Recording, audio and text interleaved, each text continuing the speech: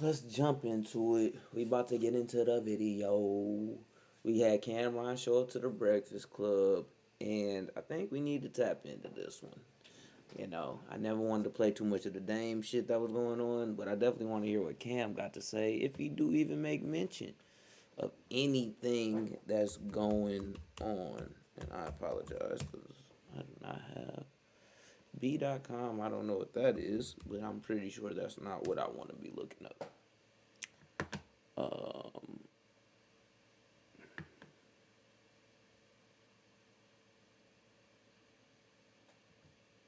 Here we go. So yeah, let's just jump into it, y'all. Let's get it. Damn. On BetMGM Casino, there are so many jackpots that you never know when one will go. So many jackpots. Oh shit.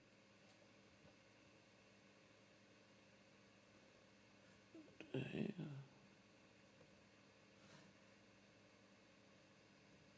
Hold up. Every day I wake up. Wake your ass up. The Breakfast Club. Y'all finished or y'all done? Morning, everybody. It's DJ NV, just hilarious. Charlamagne the Guy. We are the Breakfast Club. Lon LaRose is here as well. We got a special guest in the building. One of the most hustling motherfuckers I ever met in my life. Ladies and gentlemen, Killer Cameron is What's here. good, man? How y'all been? Good morning, Killer. Good morning, everybody. How you doing? How you feeling, man? Regular, man. Good to be back. I ain't been up here in a little minute. Before we go anywhere, I just got to ask one question. Yeah. Are you going to do another project, man? Because you play too much. You rap, and then you stop, then you spit, then you stop. Then somebody pisses you off when you rap. I'm like, Killer still got it. Just do a project, Killer. Music, like, for what? Because you're nice. You good at it? Nah, of course, you know you my brother. I appreciate that, but it don't be making financial sense. Like, if I'm going to do a project, we're going to get merchandise behind it. Yeah. It's going to be a tour. A real project for him, he can tour off of his old shit and make just as much money, basically, if not more. Behind it, everything else. But, I do the freestyles on my show and here and there. But as far as doing an actual project, it don't be making financial sense for me. Like, you see the time niggas and be rapping effort. my age. It's only a few niggas who could really go on tour who's my age. Niggas be just thinking in their brain they're doing a lot, but they're not really doing what they think they're doing. Because when for me, I was on tour up until 2020 when COVID hit. I was on tour, and I just didn't go back on tour after that. But every tour I had something lined up, not just the show. It was shit behind it. You know what I'm saying? Can we curse? Yeah. Yeah, it was shit behind it. But Can we curse? I keep the freestyles. As far as doing the albums be lasting like a great album is like 2 weeks. You know what I'm saying? Like that shit. I'm talking about a great one. 2 months. Lasts 2-3 weeks. That shit's don't last. But even like an EP, just you and Mace, something. and that Killer and Murder, Now, just going because. in. Now look. Me and Mace got some. Now I would do that. Me and Mace got like 19 records. Wow. But Records. I can't put them out. Me Like and my brother was talking about this recently. Them old niggas be calling every song they do a record, bro. Like, in our day, we would think, you'd be like, 19 records. They'd be like, damn, them niggas got 19 albums? No. They got 19 tracks. What we call a track, them niggas call a record. It's weird. I feel like my hands is tied with this Niggas who grew up nigga. in that time and era, that's just how they look at it. He'll get in the mood and he'd be like, we gonna come out. Then he'd be like, nah, just wait, and it don't come out. I could play it for y'all when nobody listening. Like the world ain't listening. But Mace is really, really nice. What's his Really reputation? Always been nice. nice. I don't know. I can't tell you. All right. I'm just, Mace he's- was one of my he favorite gets in the rappers mood, when I was a and we kid. gonna do shit, and then he'd be like, Pause. we not gonna do shit. And what we got going on now is too good to even question it. You know what I'm saying? So Y'all the worst two slick talkers out there. nah, Like, but on some G shit, cause y'all hear me do the freestyle shit. Mace is like dumb nice. get busy. Not like no, I'm talking about you ain't hearing really rapping along. That nigga's nice, like a real problem. I don't want to say he's better than me. I want to say that, but he's right underneath me. Now we saw the one where he spit on it is what it is. I forced him to do that. I had to beg like 2 months for that to happen. But do you know what the problem is for me? He sends me the shit. Well, I tell him just stop sending me shit, my nigga, because I'm getting frustrated. I think he do this. I had to tell my brother that shit a long time ago, like years ago. I was just like, bro, just stop sending me your shit. You're not gonna put it out. I don't want to listen to your shit when you want me to listen to your shit. I want to listen to the finished product when I want to listen to the finished product. And that's what people got to understand about your consumer. Your consumers want to hear the finished, whatever it is, the finished product when they want to listen to it. Whether they working out, riding in the car, listening to it on headphones, whatever they way of listening to music that they love doing the most, that's what they want to do when they want to do it. So if you're not even giving them nothing to listen to, it's crazy. To tease me, to be honest with you. Yo, Cam, listen to this, and this shit never comes out. But I think he does it for therapy. He makes too much other money besides what we do. Mace makes a lot of money. And I think, I don't want to say that, but music isn't a priority. I wish it is a priority. I saw you tell Memphis Bleak that Mace told you that if you and Joel's in music or you and him even do anything that y'all put out, it has to be like a moment because of all that stuff. What would that moment, if y'all, hypothetically speaking, if it did happen, what would that moment be? Is it a offer for a big show? Nigga, Mace, anything we do together, like Mace, like if we It'll get be a booked moment. together, Mace don't move for less than 100,000 for him. And that's just being nice. Like he just don't move. He do too much other shit to where he's like, Cam, if I'm not getting 100, I don't even call him if it ain't like 200,000, because he doesn't care. Like he really doesn't. Like what he got going on, he doesn't care about doing anything else. So I'd be like, yo, Mace, yo, listen, so and so want to book us for like 125,000. He's like, you want to take 25? And I'm like, nah. He's like, Cam, you have to realize it's a moment when we're together. We haven't been speaking for 25, for 10 years. Why would we take that money? I'm like, Mace, it's just a look. It's not a good look. So more of the story is, he basically says, we haven't been speaking for a while. We getting older. Everything that we need to do needs to count. So kind of like when you heard me say that with Joel's, same thing. Joel's has sent me to do a record, sent a record for me to do probably 5-6 months, maybe longer than that. And it was a good record, but it was like, it gotta be spectacular. We didn't do a song in 15 years. So that's kind of what you heard. And how did you and Mace get back together, for people that don't know? Because y'all were going back and forth for years. Gilly the Kid, the $1 Million Worth of Game podcast. And then Gilly and Wallow, right? Yeah, absolutely. Shout out to Gilly and Wallow. He went on Gilly and Wallow's show to, That shit with Fabio I guess his Foreign. artist. Fabio Foreign said that Mace tried to sign him to a bullshit ass deal, and Mace pulled up with the paperwork, even though, Mace had been in the background for a long time. And that shit on there, them niggas was pressing that nigga Mace to talk to Cameron. Saying that Mace was stealing from him or whatever, and when he was up there, he just was like, he basically like shouted me out in the cool way. He's like, because he did a diss record and it was kind of it was crazy. The Oracle dissing me. He's like, I didn't really want to do that to Cam, and I was like, but he said in the cool, he's like, Cam's my man. Then I went on Gilly and Wallow, and then we talked, and then when we spoke, and we just kept it moving. But all because of Gilly and Wallow, basically. Click so well. and how'd the show come together from there? So the show actually came together. We were supposed to do a tour after we got cool, me, him, and Jada. That didn't work out. And so many people were inviting me to do podcasts. Like, yo, Cam, do a podcast. When you going to do a podcast? And I'm like, Hey, play for an ultra? Race you for an ultra? Don't forget, there's ultras on the line. I don't really want to talk to niggas for a living. You know what I'm saying? Like, because I don't want to have to talk to nobody. But I do like sports.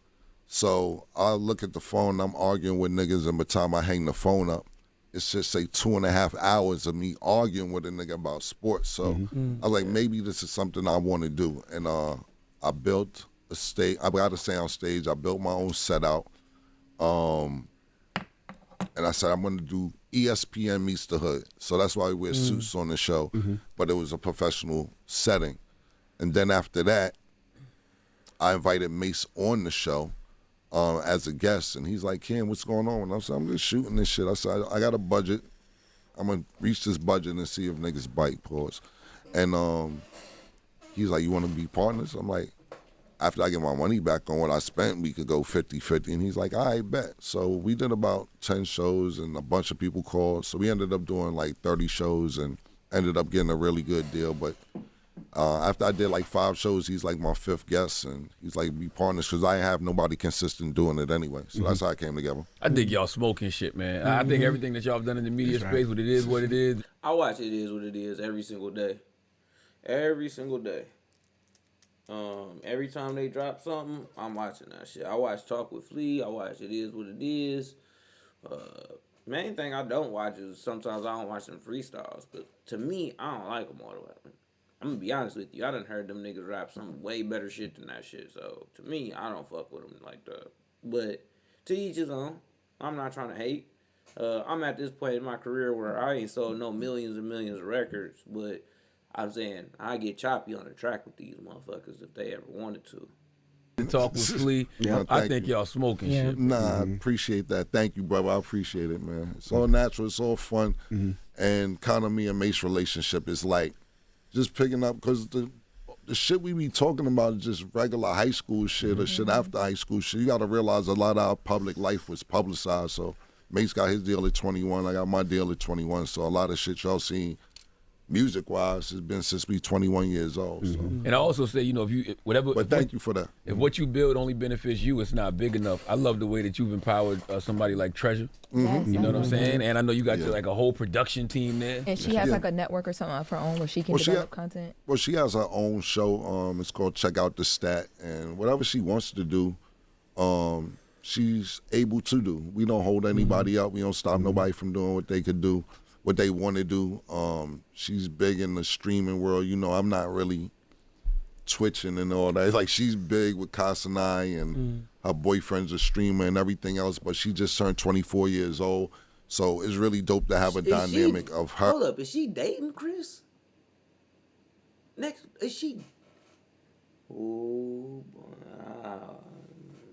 I'm about to start hating on niggas. I'm about to start hating on niggas, bro. I can't even hold you up. Being on the show, because we tease her about shit she don't know, and then she'll turn it back on us like, y'all niggas don't know this shit. So it's good, different generations being on the show, but definitely she has a bunch of shit that she has going on, but her show is called Check Out the Stat. In the moment with her, you, and Adrian Bronner that went viral, man. We had a conversation about it up here, and when I watched the moment, I was so appreciative of it, and I'm not her, just because I know what it's like to not be able to kind of say things or whatever. When that went super viral, when people were reacting to it, how did you feel watching it? Because it was a natural thing for you to just do. I don't really watch the shows, to be honest with you. We do them shits 5 days a week, and I keep it moving, so I never watched it. But it's in the moment you're asking, in the moment.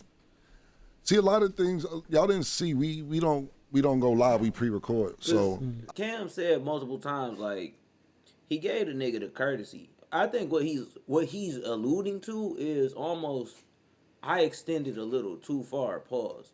What do you mean by I don't mean he trying to be it's my fault, but I think he honestly, bro, the nigga did it a lot. He did it a lot, and we cut out a lot of that shit to try to even save face, but we still had to do what we had to do. So, the one thing I will say, they should have just cut it out in general.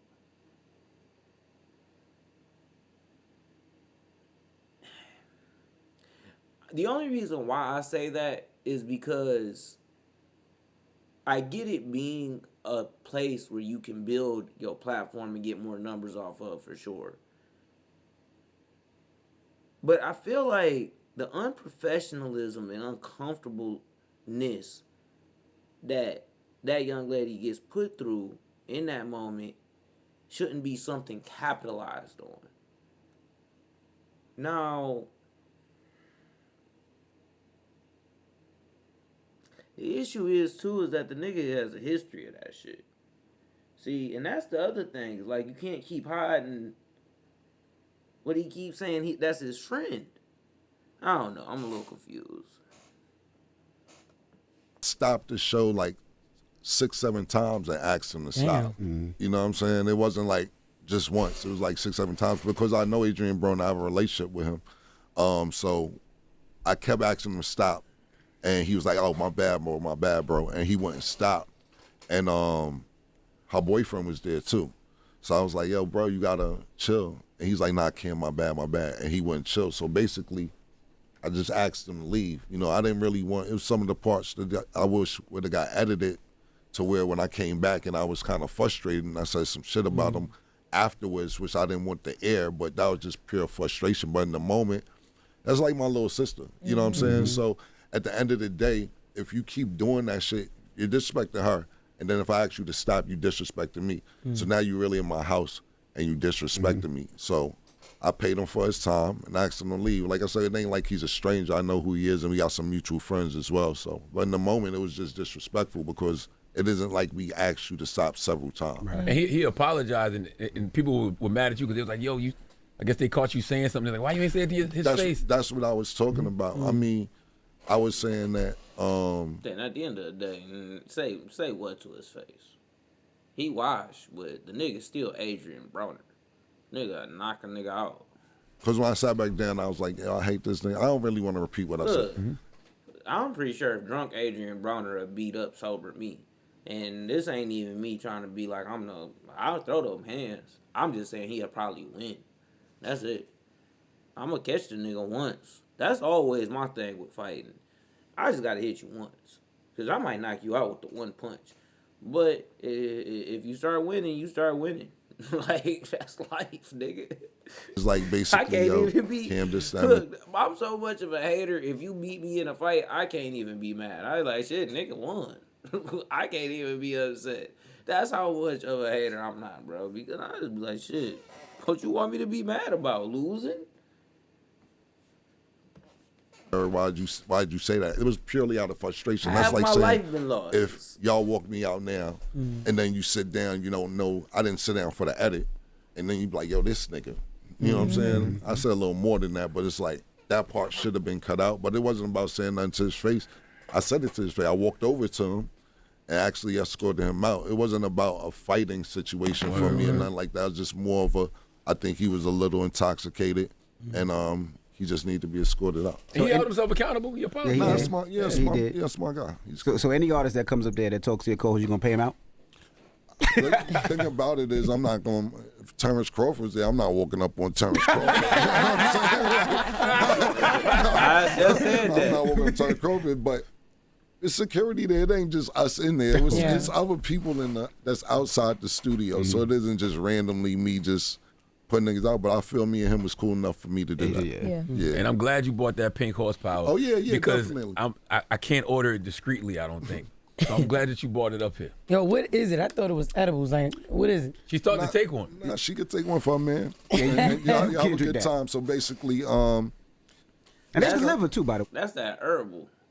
That's that herbal schlong juice right there. I don't even You know call if it though. You been Okay, if it- This nigga crazy. You ain't tell us that. You ain't never told me that you did the pink horsepower.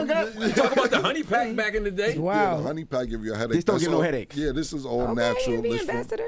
Yeah, it's all natural. It's from Africa. Is it from Africa? Hold up. Honey packs give you a headache? Niggas been fucking and getting headaches afterwards? Wow, that's crazy. Off of Hennessy? Wow, that's even worse. Oh, that's crazy. No electrolytes. That's crazy. Pink horses in Africa. I'm gonna show you the video, like, so you can That's see exactly crazy. where I went to get it. Because the thing about it is this: so they have this in the city, different places. But what happens is, I know people in Senegal, and it comes in on a boat. And what happens is, when it's on the boat, they water it down. They double down, so it's more when it gets here.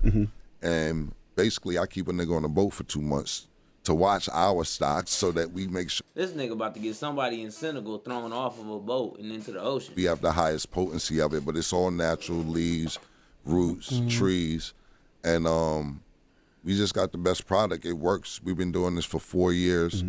Probably made close to $10 million on it. Wow. And it's been really, really good. My man Sugar Duggar basically runs everything right. Bro, that ain't nothing but that Earl the Conquer root. That ain't nothing but that Earl the Conquer root, man. Get out of here. With that shit, but it's been really well. And the thing about we have reoccurring customers, niggas coming back, I guarantee it. Like Frank Lucas said, nigga, I guarantee it, nigga. Like it's really gonna work. But Jessa asked me how long does it take Yeah, to I was saying activate? that. I said 10 minutes. I said I wouldn't go do that and go to the mall, hang out with your mom, nothing else. Take that. when it's time to go in. It works really fast. It don't make your heart beat crazy? Nah, everything is good. You see, Envy, no. It's natural. You never said nothing. No headache. That's not a conversation we're gonna have. Hey, you to trying be honest with you, I don't want to say too much but it has good health effects as well. Yeah, I mean, I see ginger, ginseng, turmeric, natural flavors. Wait till after, man. At least leave it up there. I know how y'all do. I just want to go ahead and grab mine. Shit don't work. Black niggas ain't shit. They can't even leave the display alone. Yeah, and take one per day because sometimes niggas. So drink the whole That thing? just leave me Yeah, with you what? take one for the whole day. Yo, we got sugar. You said they deliver. You said they deliver. Now order you something. take Order one, something. That sugar does. So it's like a shot. You take the shot. Yeah, take a shot. Oh, yeah. man. Yeah. Well, you should have ordered your own, nigga. That's why you got 6 got a kids, whole bro. stock. That's why I got 6 kids now. I'm Kim, what conversations were you having where you were like, you know what? Because this is what I'm bringing next with the pink horsepower. Like, who was your market study? For this situation, the pandemic. That's when I saw it. Like I said, it was on tour. Nobody was doing shit but fucking at home. And like I said, I knew somebody from Senegal who actually brings it in, and he was giving me some, and he's like, Cam, this is watered down. If you want the highest potency, we could go to Senegal. And I'm like, you serious? And I'm like, so I took the trip. And I seen how niggas is manipulating it on the boat and how, because there's a lot of places who say, I got the shot, or they be like, I got Cam shit, we got the same shit. No, you don't. You are getting it from the niggas that's watering it down, bringing it over here, and we're getting the highest potency possible. Let me ask you, because what was your favorite viral news network moment? Was it the 60 Minutes joint? Was it the Bill O'Reilly or the CNN? It gotta be the Bill O'Reilly. It gotta be the Bill O'Reilly. CNN, Really? CNN by far, because The Bill O'Reilly first of all, shit is like hilarious. Bill O'Reilly, I didn't know who Bill O'Reilly was. That's what's Like, crazy. I remember being in Rockefeller, and they was like, Cam, do you want to go Bill O'Reilly? He's like big. He's on Fox. Y'all. I said, I bet. They's like, but I'm telling you, Cam, he's like one of these niggas that's, I'm telling you don't know. He gonna come at you, pause. I'm like, good. Let's figure it out. So I had no idea who Bill O'Reilly was. I just went up there and just debated the nigga like, When Bill fuck O'Reilly, it, I don't give a fuck. 60 Minutes, I was mad high. when Bill O'Reilly and Sean Hannity was at Fox, them niggas was cranking out some of the most, I don't even know what to say, bro. Cause it wasn't good, but it was great. But it was not good. It was not good for overall people, humanity at all. But them niggas was lying and getting away with it for years. Them niggas was just, I was looking like, bro, I was like, man. And Tucker Carlson, he came in, and a couple of them niggas came in at towards the end of it. And they was good too. Not in a good way. But they was good at lying. Them niggas was good at lying, bro. And I know it's like, oh, this ain't a joke. It ain't funny. It ain't a joke. I'm not trying to say that. But it is funny, and it is a joke. You know why? Because, bro, how the fuck did the world let these two ugly son bitches lie to them niggas for 2 decades? How, bro? How? Bill O'Reilly only got up out of there due to the sexual assault allegations. Bill O'Reilly did. I don't know. You gotta look that up. I ain't gonna lie. I was super duper high on 60 Minutes. I was wild high, and pardon me. That was cool. But the CNN shit that just passed, they kept calling me, and I'm like, yo, I'm cool. And they was like, yo, it's gonna be a puff shit. And I'm like, puff questions and all that. I'm like, nah, I don't want to do it. Then they said, well, we'll talk about other things. So I was like, bet. Could we pre-record it? I'm like, absolutely not. It has to be done live. So in case y'all try to renege on what y'all said, I'm going to expose the situation because I told you I don't want to be up here answering a bunch of puff questions. And when we got up there, I said, I'll do 1 or 2, but you kept forcing the issue. I bet. Let's do it. Pink horsepower commercial, the whole shit. So that's how that went. But that was my favorite one out of all of them. I know sales was crazy for pink horsepower. Crazy. And to be honest with you, that's kind of how, how it kind of catapulted because Suge was running around, going hand in hand. But Gilly's show. We have got to the point where literally anybody can build a fully working app without knowing how to code. Y'all niggas be buying dick supplements, bro. Like, no offense. I'm saying, one, I'm not trying to be a hater. I am not trying to hate. Get y'all money. But why is so many people buying dick supplements? What's wrong with your ting tang that it ain't working right? That's your That's the problem. No offense, Cam. I'm not trying to say that you shouldn't be making your cheese. Get your cheese. But are your damn knuckle not working right, bro? Sales went up 400%. Then I did, pardon me, Nori show. When I did Drink Champs first, it went crazy. Then I did Gilly show, and it went crazy. And that was another reason I started the podcast. I'm like, I could shoot a commercial for this every day on my own shit. Matter of fact, should get some more back up here. So yeah, so hopefully the sales will be a little better after doing you guys' show, man. Now I tell everybody, Cam is one of the pettiest people I know, right? Yeah. I said between Cam and 50, they are the two pettiest people I've ever seen in my life. Trying to do better though. No, you're not. What happened with Omar Gooden? So you trying to do better after that or before? Man. See, niggas don't be knowing the backstory. So like, right, Omar Gooden, pardon me again. Right, why? Nigga. Drink the water and then start talking. What the fuck? Omar Gooden. I was on my show talking about B-list actors, black actors. No disrespect to him, but we all know his brother Cuba is the bigger star. And basically, I said Omar Gooden Jr. and he went off. He went crazy, and because I hired him before for a movie I did like 2011, 2012. Percentage. I did a movie with Queen Latifah and Shakim. Shout out to Queen Latifah and Shakim. And we hired them. So in my segment of my show, I'm like, yo, it's fucked up for the B-class black actor because you got to sit here and wait for somebody to call you for a part. Or if they do, who says you're going to get the part? Like, just sitting around and waiting. And I was actually talking to Rich Paul, and he's like, them niggas should have came up with a network by now, all came together, you know what I'm saying? But I basically was telling him, saying what I'm telling y'all now. Right. And I called him Omar Gooden Jr. And he just went crazy. He was like, how the fuck am I a junior when Cuba's the junior? You disrespecting. You don't call a man out his name, this, that, and the third. So I'm like, I got him on this page. I said, you can look at the dates. I said, my bad, bro. I didn't mean to offend you. No problem. Nah, fuck that. Then he started doing diss records. And I was like, his rapping wasn't bad, though. His rapping wasn't that bad. It was all right. I put it on the page. I said, this type hot. I wrote that shit on his comments. I'm like, yo, I don't want no smoke, bro. This is all right. This is dope. So did another one. I'm like, I bet. So I know how much you cost, bro. You know what I'm saying? So I had a mutual friend. I was like, yo, I haven't used Tim Pause in a while. How much you booking for? He's like, when I need a movie scene, I pay him $1,200. Said, man, I got 3,000 for the nigga. And that's how that went because he wouldn't stop doing records. And I already said I didn't want a problem. So you said, I'm going to come up with a fake movie, a fake script. So you have to pay to do this. Yeah, but what happened is he signed the paperwork. And so let's just say I paid I gave him $3,000 because I knew he wouldn't say no because he gets $1,200. So I said $3,000. His flight was $700, $800, and his hotel. Let's just say I spent $5,000.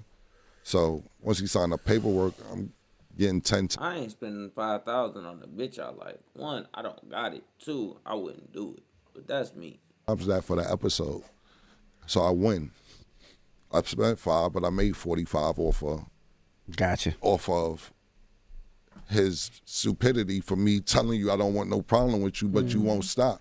So now I'm gonna give you 5 and make 45, and it's content at the same time. So you was really in the other room watching and directing?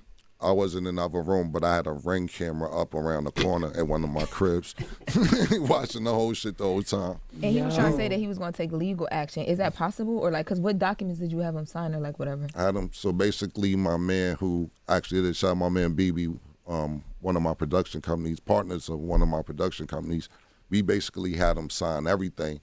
And what he was trying to say, he's going to take legal action about everything was cool but the dressing room. But he didn't realize what he signed was once you walk in, we could use security footage, ring footage, everything that we wanted to use once you walked in the building, any camera we wanted to use. And what I did was we gave him $1,500 up front. And when he came, I made sure the other $1,500 was in tens and fives, so it looked like he got a lot of money. So when we gave him the night, I knew he would just sign anything. Oh, okay, wow. Because when it looked like it's a lot. Yeah. This nigga evil villain. What the fuck?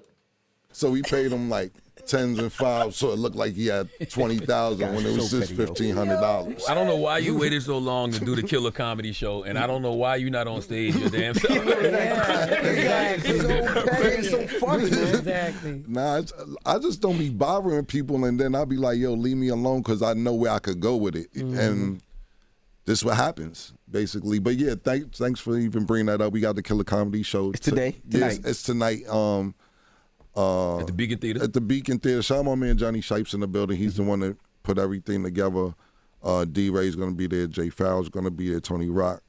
Corey Holcomb. Yeah. Sorry, I don't know if y'all still beefing. Yeah, we are. I got nothing to do with it. Yeah, I know. It's all good. Will Mills and Ray. So Jay Farrell, too. Yeah, we said John Farrell, yeah. Yes. How you beefing with Corey Holcomb beefing with her, but still, I don't know if you still beefing just my and Ferg performing. Ferg is performing as well, definitely. ASAP Y'all are Ferg. all welcome to come. I don't know what you guys are doing, but y'all more than welcome to come. But we actually put that together because I got a cameo in a movie, Happy Gilmore 2.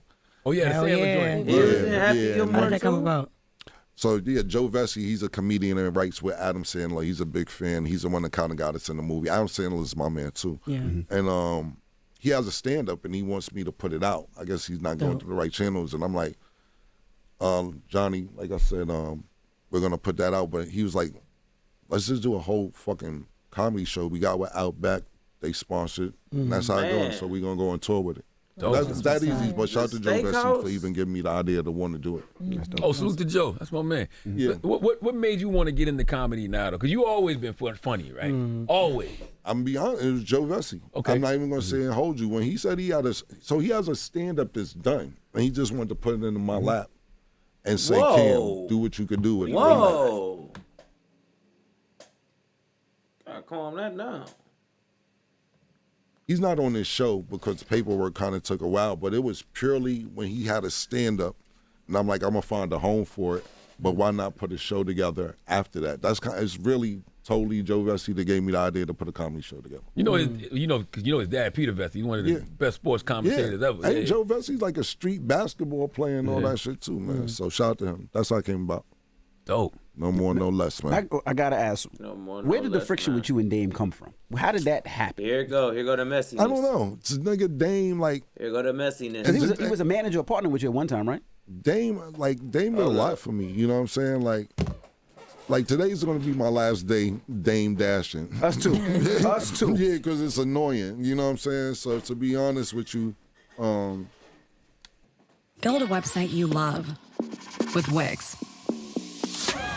For your words, create your brand, your opportunity, your breakthrough.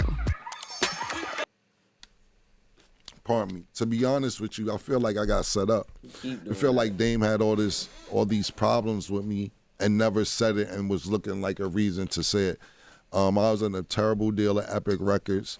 I grew up with Dame, and Rockefeller was up, and he helped me get out that deal. And then I actually signed me to Rockefeller, that helped me get my group on Rockefeller. Put out a platinum album. The Diplomats was born. It was great, and he did a lot for me. So I always attribute that. Not only I knew niggas since I was like 10, 11 years old. You know what I'm saying? And when Rockefeller fell apart, he's still my man. He's my man last year. You know what I'm saying? He's been my man this whole time. But to me, it's like a setup because no matter what, so publicly I've been giving this man props for 25 years. Mm-hmm. And it hasn't been a smooth 25 years. Mm-hmm. but that's always been my friend. I've never ran to the internet and talked about you, whether we was having good time, bad time, whatever. What I do over the years is take breaks from you. When I say that, it's like, I didn't call him Dane for a minute. I'll call him next year, this, that, and the third. And when he started talking about me on different podcasts, I'm like, bro, what is the fuck is this about? But he was saying, Cam is not a man. He ain't calling me this time. Yo, bro, everybody's not built for your personality.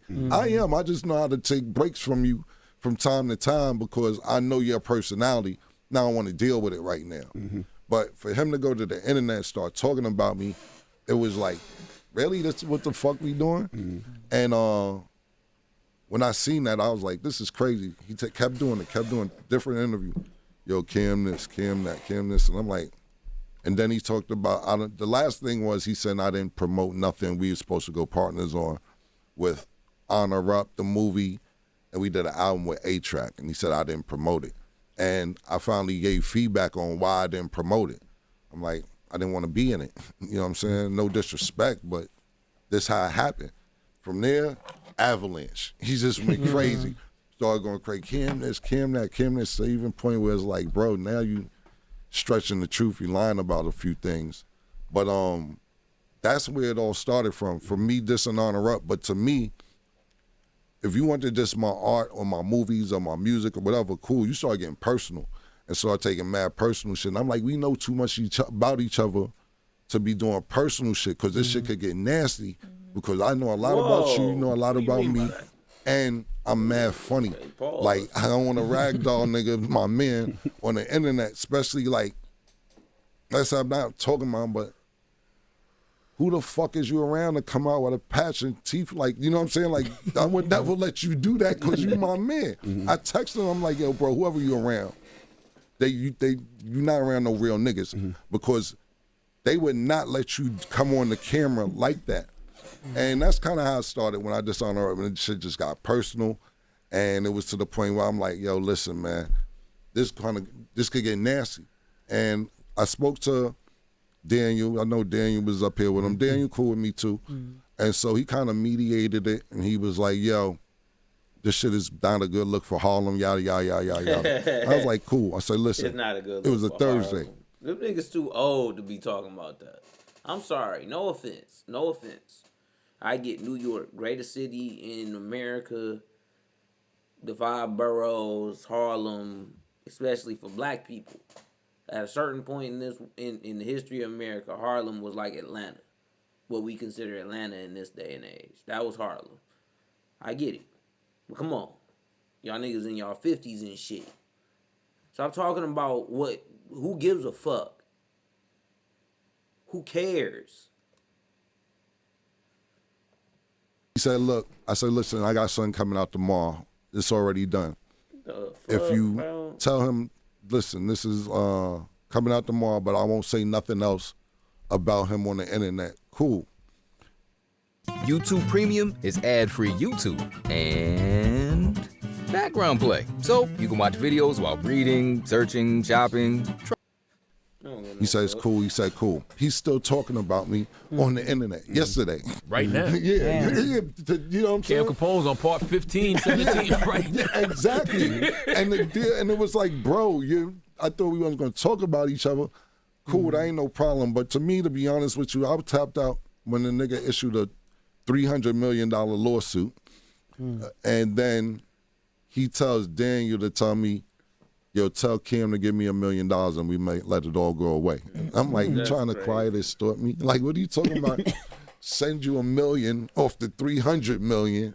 I said, let's go to court. It's not a real lawsuit. It was ChatGPT. I know that. It's signed from the Dash Group. We got one of those too. Yeah, no, but it wasn't a lawsuit. The fact that a nigga even that's supposed to be my man even do some shit like that, like, yo, for $1 million, they'll go away. Nigga, I'm not sending you $1 million. Well, I'm glad he didn't take your show off Revolt because he could. Like, he was your boss. Yeah, he was your boss. He didn't take your show off Revolt. That's the point. Like the shit that nigga be talking about to me, to me, it's semi-disappointing because I looked up to him. You know what I'm saying? And I'm just to a point where I don't wish him wealth, health, and success, but I can't no more because like you said, in the Cam Capone and all that shit, you at a point where you said as long as your name stay in the algorithm, even if it takes beefing with your man to be in the algorithm, that's where In you the at in life. algorithm. And I'm like, I see why niggas be curvy. You got to think about this, not just artists. If you sit there and think about the artists that he helped and put on, it's phenomenal. You sit there and think about Kevin Hart or Jay-Z or Kanye or myself or whoever, and nobody fuck with you.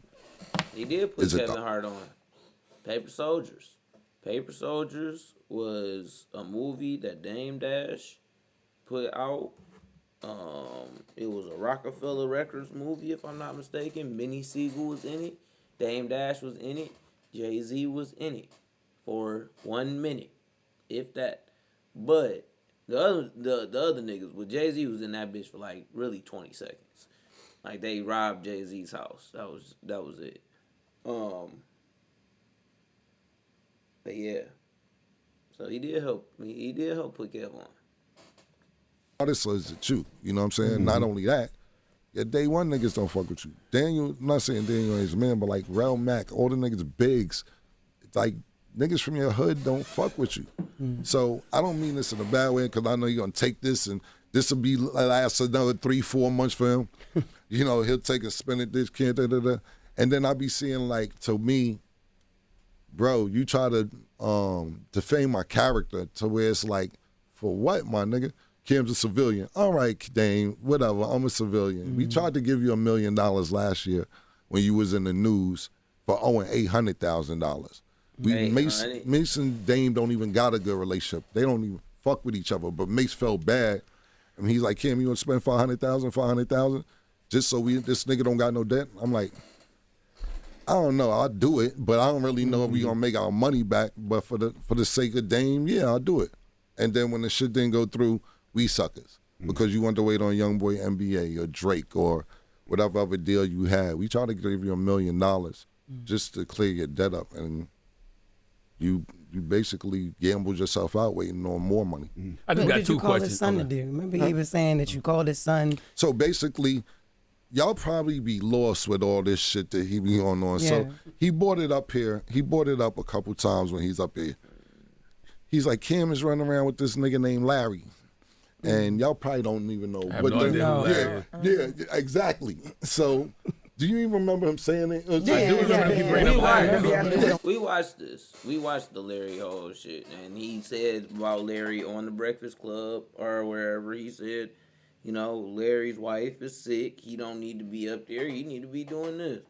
There's actually a clip on my page, on my TikTok, that actually went up pretty decent. Pause. But, yeah, people had a mixed bag, mixed feeling about that. Bringing up Larry. He kept bringing up Larry. So let me give you a backstory on Larry. Larry had a grow in Vegas where he was meeting a bunch of rappers and everything, paying everybody to promote his grow in Vegas. Dame met Nori.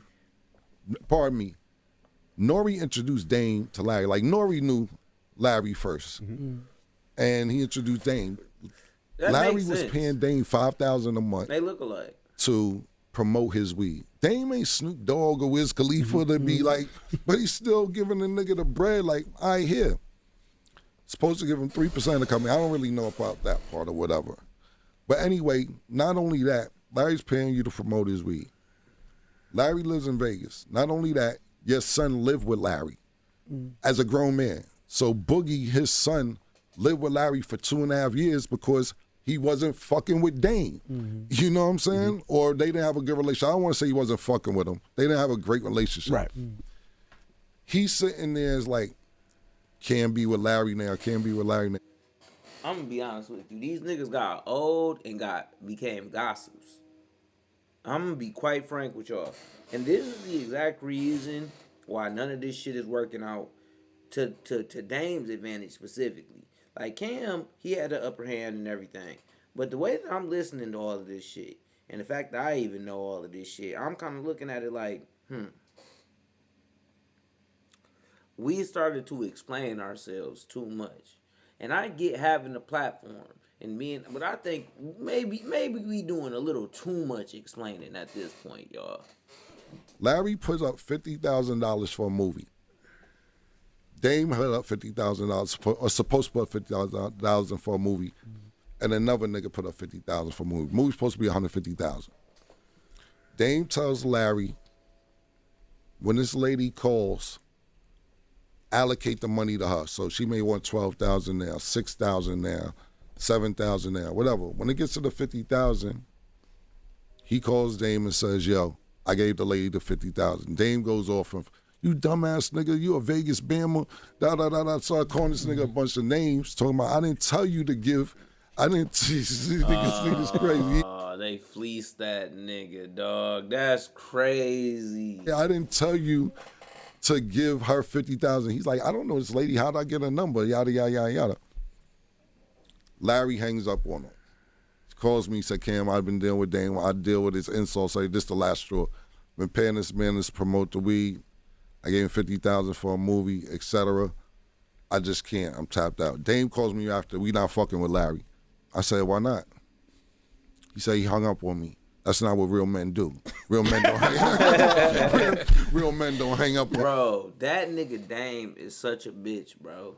And of course, I know I'm saying that at my own risk because he probably got whatever, bro. That nigga act like a female. That's what females do. That's literally how females like manipulate people. And they just be like, "Oh, no, we not doing that because they do this." Wait, hold up. We not even having a conversation about nothing. I'm not even saying I disagree with you. But just because you said, "Yeah, we doing it," I'm like, bro, I think I found out more about myself right there than anything else. Like how many times me and you argue, you never hung the phone up on me this and that. I say, "Damn, nigga, I know you. Everybody's not built for your verbal assassination or whatever the fuck you want to call your verbal assault. Everybody can't take that. You know what I'm saying?" Verbal fair one. Yeah, there you go. You did a good job. So, the days you move more are the days you need more from your water. Smart Water Alkaline with antioxidant helps you restore. He's going crazy on me hanging out with Larry because I feel Larry didn't do nothing wrong. Mm-hmm. That man let your son live with him. He was paying you to do weed. He put up $50,000 for a movie. And because he hung up on you because you started insulting him about $50,000 where he allocated it to where you want to be allocated it to, he's a Vegas Bama. I can't jack that, bro. I'm not. He's a good nigga. He's a nigga I stay in Vegas now. Before we was coming, big time gambler. We didn't have to pay for no hotels. Comps at every hotel. I take my Sprinter. We didn't have to pay for shit when we went to Vegas.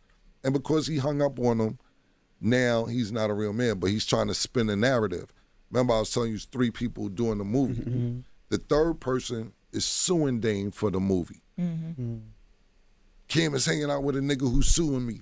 I don't know this nigga who's suing you. I know Larry's not suing you. He's just taking the L on the $50,000. You know what I'm saying? He's like, "Yo, I'll take the L." But Dame going around, Cam running around with a nigga who's suing me. I'm not running around with a nigga suing you. Larry's not even suing you, but that's the narrative that he's pushing. So when he's talking about me doing something with his son, his son called. So Larry's a producer on Talk with Flea on my show. Boogie, Dame's son, called Larry asking for money. Recently, asking for money. So Larry like, "Yo, you want to get Boogie on the show?" I'm like, "I don't give a fuck." He's like, "We gonna give him $5,000." I said, "All right, cool. You interviewing him, you and Sinking interview him. I don't give a fuck." I text Boogie for the producer for our writers. "What do you want to talk about on the show?" He says his music and his movies. I have the text message. I said, "Cool." I give it to the writers. 2 days later, Kim trying to do shit with my son. That nigga's foul, da-da-da-da-da-da-da. How you gonna reach out to my son? Your son reached out to Larry and said he was fucked up. Larry asked the nigga, "Do he want to come on the show?" He said, "Yeah." He took the deposit. He ain't sending the deposit back. But now you spending it again to where you fucking with my family. Yo, my nigga. Nobody called your son. Your son called Larry. Larry asked him if he wanted to come on the show. And that's the name Larry that y'all keep hearing. Yeah. Gotcha. So it's just basically... What's up, Larry? I think Larry's a super cool nigga. What up, Larry? Yeah, What's up, Larry? Yeah. So now y'all know the backstory. My daddy name is Larry. And the thing is for me, right? And the thing is for me, the last thing I will say about this situation with Larry, anyway, is concerned. Larry's wife, my mom died of cancer 2.5 years ago. I watched her die. Thank you. I appreciate it. I watched her die for a month. She was good January 8th, went to the hospital January 9th, said, yo, your mom got about a month and a half to live. Jesus. So she died. He's on this show talking about, yo, Larry need to just be worrying about his wife. Larry's wife died 4 days after Dame was on the show. No, man.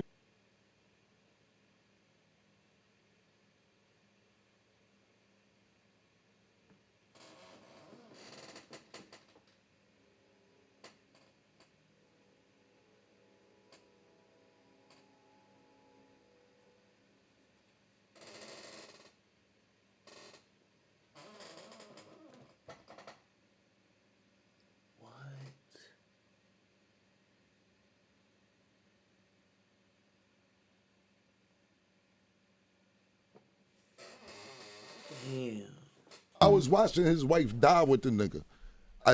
She was at hospice. She was at hospice at the and she didn't want to die in the hospital. She went home, and so with hospice, so she could die home. So Dame is on the show like, yeah, this nigga Larry don't need to worry. He just need to worry about his wife. This is a nice guy. This nigga ain't into all the shit I'm into. I'm with all this dumb shit.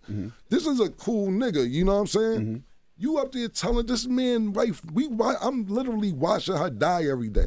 So I'm like, yo, bro, you really don't got no boundaries. You this mad at Larry for what, nigga? That nigga watched your son for 2 years and made sure that nigga got a roof over his head. And now you mad because he's not in a lawsuit. He paid you $5,000 a month. And then you put his business out there. Who the fuck said that the nigga want his business out there about his dying wife? That's why OG Dan told him chill out. Did he? Yeah, he did. Because you know why? Daniel's wife died from cancer. He watched his wife die on a deathbed from cancer. So he kind of get it. But at the end of the day, fuck is you talking about? Yo, you need to go watch your wife, and you don't understand what that scenario is about. And that's why I'm like, I wish you the best, my nigga, but you don't really care because she died 4 or 5 days after the interview. Condolences, that's hard. Yeah, so that's just a backstory on Larry. There's only two questions I had about the Dame situation. I wasn't even going to bring it up. I don't give a fuck. Because, like I said, it's done for me today. You can fight by yourself. I'm not fighting with you. When you talk about him bringing up family, I didn't understand why he brought up you having a stripper pole in a house your mother was in, but he was in there partying, having a good time. Did he tell you that he had a problem with that back then? No, first of all, it was a 2-family home. My mother wasn't on the side with the stripper. Just to give some context to what's going on, I bought my mom a house when I first got on. She never wanted to move in the house. She's Harlem. You get what I'm saying? So that wasn't my primary house. I had a few houses, still do. And she had a stroke.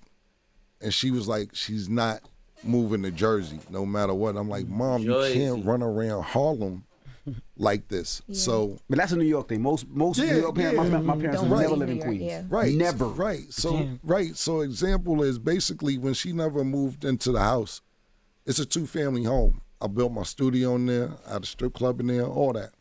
So I'm like, Mom, the house is still there. I'm gonna put you on the other side of the house. It's a separate address. It's not even the same address. So my mom is hood, and she didn't give a fuck, you know what I'm saying? But you're acting like I had her in the bedroom next to a stripper pole. It's a fucking another house around the corner. But no, he didn't have a problem with it. He loved it. But that's what I'm trying to tell you. He's trying to defame my character. For what reason? I have no reason why. I saw people reacting to that in the comments, like talking about just how low that was, regardless of what he was trying to do. Because I think everybody knows how you were about your mom and what you went through. Right, you know absolutely. What I mean? Well, you know what it is that, and people might not have seen that part because I ain't posted. And he still shouldn't have said it, but he felt the way because when he said that shit about Larry's wife, I was on his comments talking about he ain't one of his kids that he found out. Like he had, not Boogie, he found out he had another kid and he took like 8 paternity tests. Trying not to find one to make it not be it. So he got you all of see. It get real one way, and then it start going another one. Don't play fair. God damn. Oh no, that's what I told you. Yeah, but you know I'm gonna be honest about it. Yeah, but and he was mad about it. So I was putting all that in the comments, and that's when he did this shit about it. Yeah. So I like I said, it was low. I was low, but I was low what he did, but I get why he did it. You know what I'm saying? Because I would start spilling a lot of business. That's why I said shit could get messy. Shit about his girl, I was in the comments. We see. I was all in there like, bro, I know too much. I don't really want to do it. It's more shit now I just won't say. You know what I'm saying? So another thing we seen that's that went viral was the Big L thing.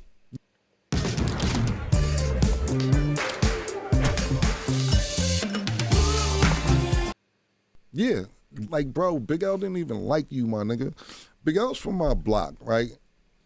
And Big L brother, he had a couple brothers, but his brother, Big Lee, kind of ran my block, him and somebody else, a couple other people. And they hated Dame. They hated Dame to the point where when Big Lee came home, that's Big L brother, he ran down on Dame in minutes saying, like, yo, you owe me a favor. And Dame, I asked Dame, he's like, yeah, I'm going to do the favor for him. I'm like, yo, this is polite extortion. I wouldn't do the favor. He ended up dying, Big L's brother, Big Lee. But he did not fuck with you, and to the point where all of them niggas end up dying. Shit. you're even lying that me, you, and Big L. This the thing about New York. Niggas would be dope as shit and dead at 22. Like, what the fuck be going on in that goddamn city? Jesus Christ. And of course, not the city, but the 5 boroughs, man. I get it. It's a lot of people. You know what? New York City alone, 12 million people live in New York City or something like that. That's crazy. That's just crazy. And this is the thing, New York City. New York City, New York. Who the fuck named it that? Who was the guy who had that bright idea? Who the fuck were the people from York who came over here and said this New York? No, it ain't. No, it ain't. in a car somewhere, it's stupid. Like, you know what I'm saying? Okay. Why did he lie so much? I didn't know. Yeah, I didn't know. And you know what I'm saying? It's to the point where it's like, bro, when that nigga said, you would look away from it until it's directed at you. You knew that nigga lied that much. He just started lying about you. whatever I need to do to stay in the algorithm, you just knew it was over from there. Yeah, like my man sent me a clip to where it's like, yo, you know, not saying me and Jim don't have the best relationship now, and I wish him the best as well, but it's to the point where he's like, yeah, I ain't gonna lie, Jim wore pink first. Yo, you said that 3 days ago or 2 days ago. I'm like, what does that have to do with anything me and you got going on, bro? This is what I'm trying to say. He's trying to throw me under the bus as much as he can to the point where you'll say and do anything what I'm taking from it, and I'm just not with it no more. Another thing I didn't understand, when he said you went on the radio to announce you was VP of Rockefeller, he said you did that on purpose. He thinks you did that on purpose because you knew it would cause problems at the label. Correct me if I'm wrong. I thought I remember you being on the air and you was on the phone. I thought you was on the phone with Dame and you said Dame gave us the green light. To announce it, yeah. Mm-hmm. That's what I remember. I don't remember exactly how it happened. I ain't gonna say and lie to you, but you ain't have a problem with it all these years. Word. Now all of a sudden you got a problem with it. Like, my nigga, I understand that it may have caused friction later, but why the fuck would I want to damage some shit that's going good? You know what I'm saying? Like, it's probably the height of my music career at that particular time. Why the fuck would I want to damage that? Like I'm saying, all the shit that he's saying now, it sounds like he has shit building up, and now he's throwing lies mixed in with it. But you didn't make that up, though. Somebody told you that you was going to be... No, he actually told me that. What he's trying to say is that I jumped the gun. And then Memphis Bleak confirmed it. Memphis Bleak has already confirmed that shit. He said that that's what made him not like Cameron anymore, is when Dame Dash was saying that he was going to make Cameron the president of Rockefeller Records. Said it publicly when I shouldn't have said it publicly. That's what he's trying to say. But there's no way in the world you didn't tell me that. And what happened was I went to my lawyer to try and negotiate the deal. And I don't remember, I think I wanted $750,000. They was like, no, we was just going to make you the president. And I'm like, nah, fuck it. And then when Jay-Z must have came back from vacation, according to Bleak, because I shot to Bleak, I did Bleak's show. Rock Solid. Yeah, and he was just basically like, Jay ain't like that shit. So that's kind of how that went. But no, it's no way I was making that up. That's exactly what you told me. You told me you wanted to make me and Beans vice president, president, whichever way it went. I tried to negotiate the deal. The money wasn't right, and obviously Jay-Z didn't approve it. But how can he call you out on that and then come up here and say he the chairman of Revolt and nobody even told That's him crazy. that he was the chairman of He just made that up. I'm just so glad he didn't take Cam Show off. That's Your I was combos mad. with Revolt had to be crazy after that because they probably trying to figure out what's going on. So this is what happened actually. When all this shit was going on, and this is dead serious too, before it happened, Revolt hit me and was like, do you mind if we work with Dame? And I'm like, because all the shit was going on. And I'm like, I don't really care. Like, there's like, it wouldn't be till 2026 because, you know, programming-wise, the slots are filled. So I have 2 shows that I can put out starting this month that I want to put out. When Daniel called me, I said, yo, no, not Daniel. I put it on Instagram. I told Daniel about it, but I put it on Instagram. I had 2 slots left. I said, Revolt might want to work with you, but it ain't going to be till next year. But if you want the opportunity you gave me, I'll give to you. Mm-hmm. When I need to get off Epic Records, you gave me a chance to do music and you executive producer albums. I said, let me give you the same opportunity and let me executive produce your TV shows. You ain't got to wait till next year.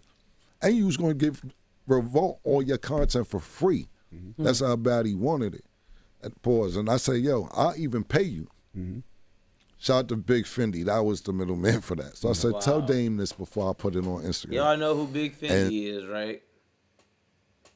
Nicki Minaj ex-manager.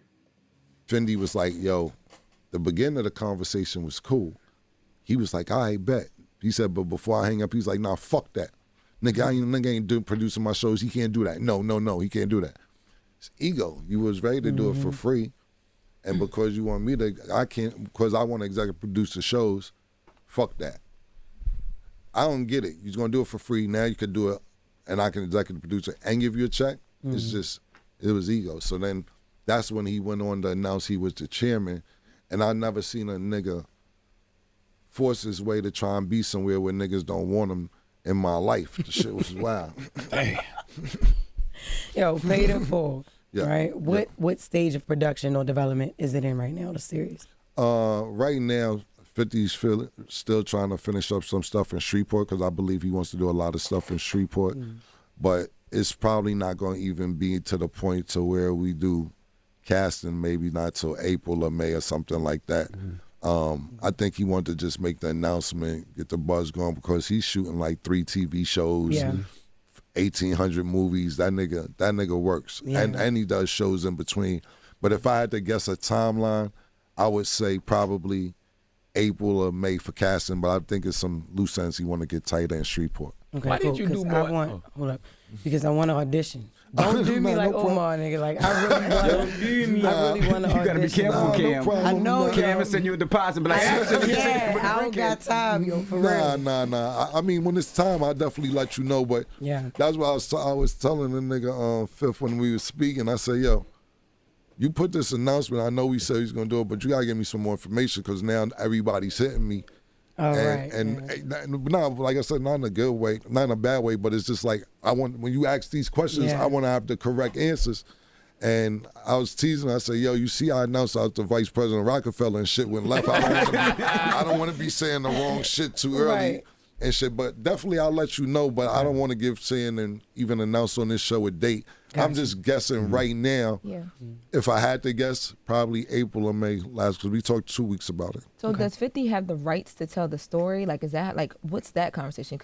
So basically, he has the rights to Paid in Full. I guess it was up, and he bought the actual rights to it. Mm-hmm. But he's going to slow the movie down to where you get Alpo when he goes to D.C. You know what I'm saying? You get more of the preacher, the one who actually kidnaps Richard's nephew. Yeah. You get his story. Right. You know what I'm saying?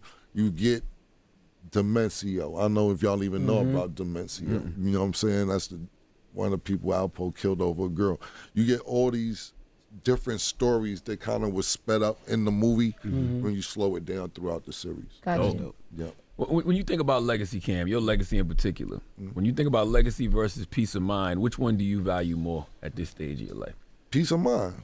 Peace of mind is everything, B. Like, you know what I'm saying? Like, for me to still be doing what I'm doing at this age, and even Envy knows, like, he's been doing what he's doing a long time. For us to still be relevant, having fun, and still coming up to shit like to do shit like this. You know how many people want to come up here and do this? You know what I'm saying?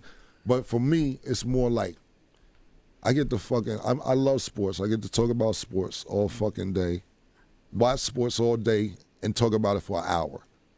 And me and Mace made I don't want to do the number, we made tens of millions of dollars in the last 2 years. I don't want to give the number, but we made tens of millions. Nigga, you just gave a number. Fuck. And then it's anywhere between $10 and $90 million because you would have said hundreds of millions of dollars.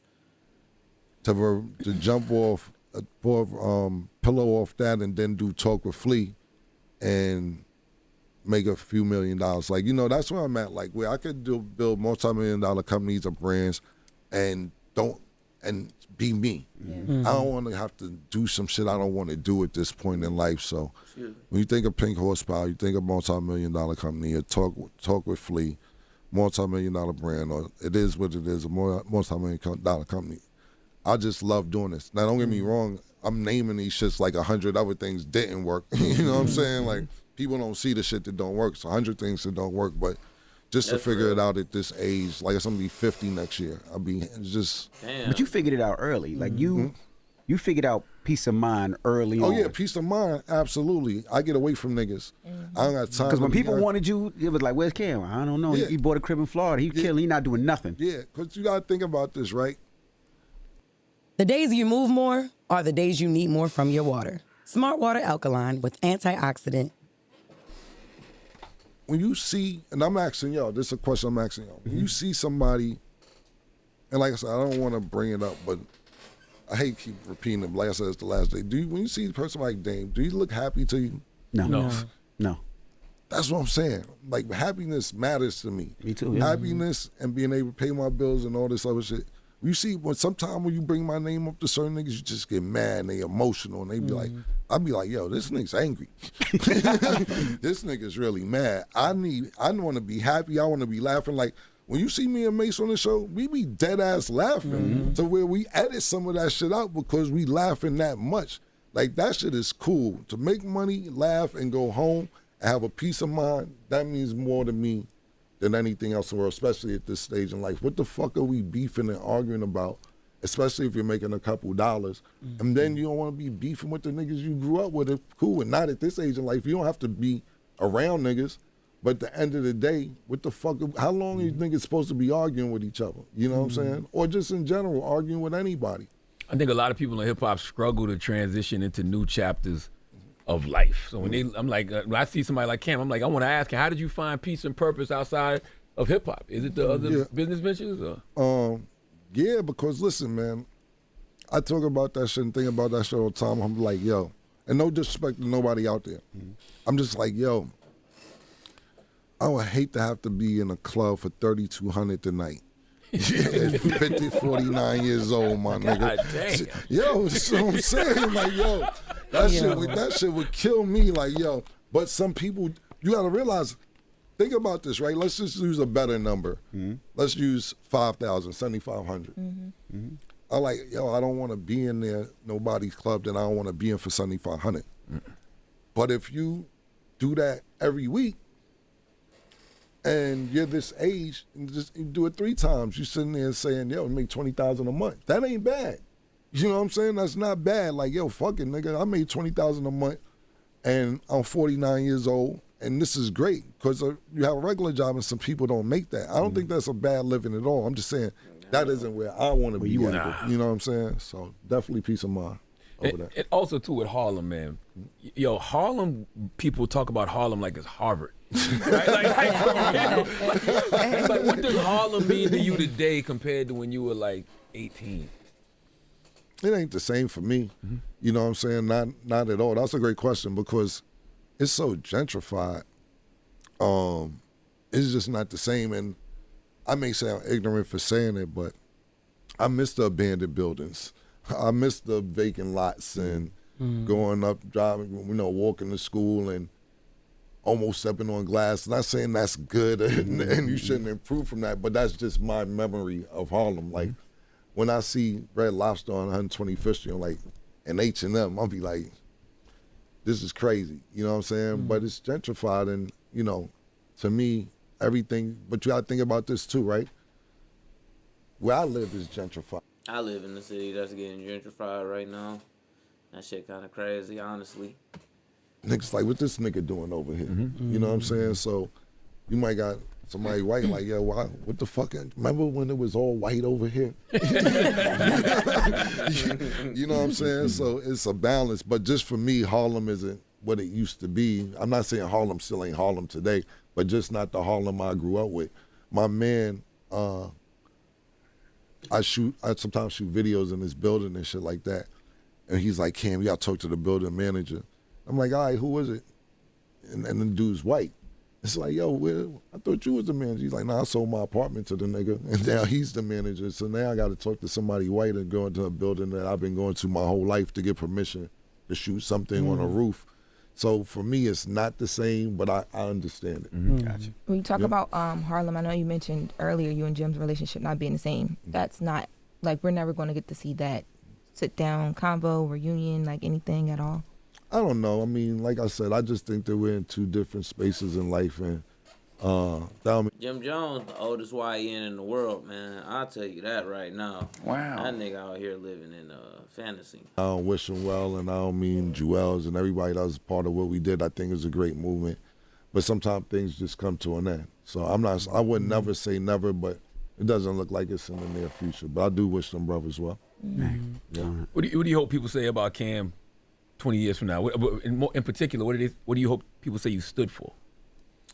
Well, if you sit there and watch everything I did since I've been 20, 21 years old, it's about helping people. Of course, helping myself as well, but I always tried to make sure everybody, despite what anybody says, tried to make sure people around me had money or was getting money, because I never wanted nobody to have to ask me for money.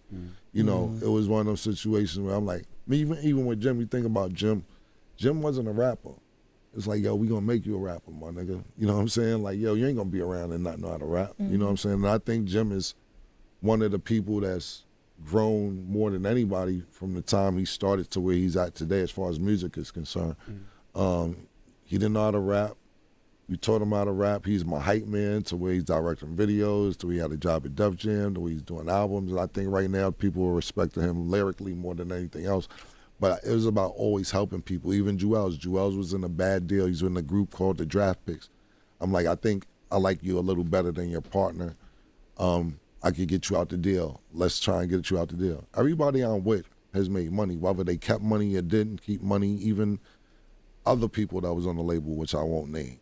It was always about putting everybody on and trying to make sure that they had a couple dollars, because I didn't want people to have to ask me for money that was around me.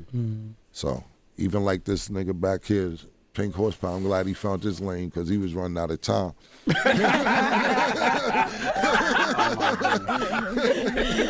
Listen, the Killer Comedy Show, man. Tonight, Beacon man. Theater. Thank you guys for having me. I appreciate it. Nah, thank you for coming. Get your tickets if you haven't got it. And where can they order this at if they need to order it? You gotta shake it before you give it to them too. You gotta shake it. Make sure you go to pink-horsepower.net. It's gonna lead you to the new website, because it's a new website. I don't know it off the top, but it directs you to. Niggas got shut down by the FCC. That's what website. So pink-horsepower.net. I mean, not the FCC. And make sure you go order the FDA. That's right. And hold up, you said it's for men or it's for men? It's for men. I can take it too. You no, better not. No, so listen, it's something girl you don't want to see. The reason I was telling you, if you take it home, not for you to take. Right, take it home to give it to my okay. To your nigga. That's what I was basically saying. But for the last thing I'll say, and it's not 100% closed. Complex Con, if anybody's gonna be out there in Vegas coming up, me and Sexy Red are doing a drop of Horsepower and whatever she got. I don't want to say the wrong name, but we're gonna package it together. We're gonna do a special drop for her sex pill for women. So, so we'll try and send you some because she has something for women. I got something for men, and then you could take Sexy Red's joint. Makes sense. Yeah. All right, cool. Well, there you have it. It's Cameron. It's the Breakfast Club. Good morning. Appreciate it again. Yeah, all right. That's crazy. Sexy Red. Hey, that was a good one. I fucked with that interview, Breakfast Club. They wasn't doing no messy shit because they had Dame Dash there already being messy. So they didn't have to do extra messy. You know, that's how it goes.